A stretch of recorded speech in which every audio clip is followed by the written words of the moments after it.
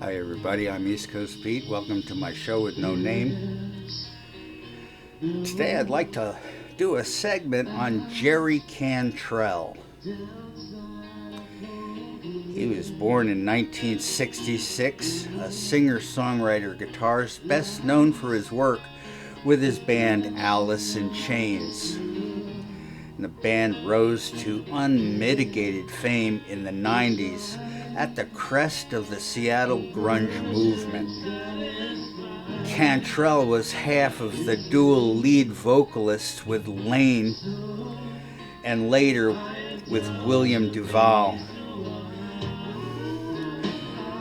When Straley died in 2002, they got Ian Duvall to fill in for him. Totally changed the sound of the band, but they were still good. Jerry Cantrell also has a solo career and has released several solo albums. He is ranked 38th on the 500 Greatest Guitarists of All Time. That's Guitar World magazine.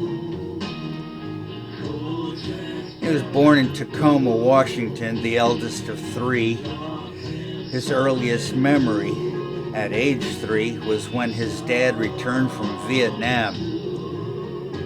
As sometimes happens, their marriage fell apart and Jerry and his siblings were raised by his mom and his grandma on welfare.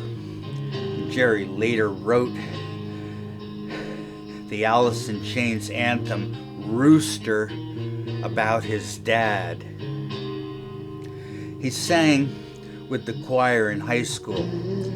He learned the harmonizing that became so important in his career by performing Gregorian chants. He began guitar in the 6th grade. His first electric guitar was a Korean Strat. Both his mom and his grandma died from cancer a year apart when Jerry was 21. And he fell into a deep depression, but music pulled him up and out. He moved to Texas in 1985 to join a band in Dallas. At this time, he became friends with Dimebag Darrell and Vinnie Paul, who would go on to form Pantera. Back in Tacoma, he began a band called Diamond Lie, and this was in 1987.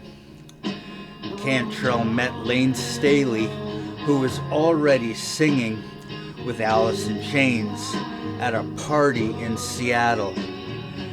Cantrell was homeless, and Straley gave him a room at the band's studio. But Alice in Chains broke up. A new Alice in Chains began. The Treehouse tapes got them a contract with Columbia in 1989, just in time for the 90s, which propelled the band to rock stardom as one of the big 4 Seattle bands: Pearl Jam, Soundgarden, Nirvana, and Alice in Chains.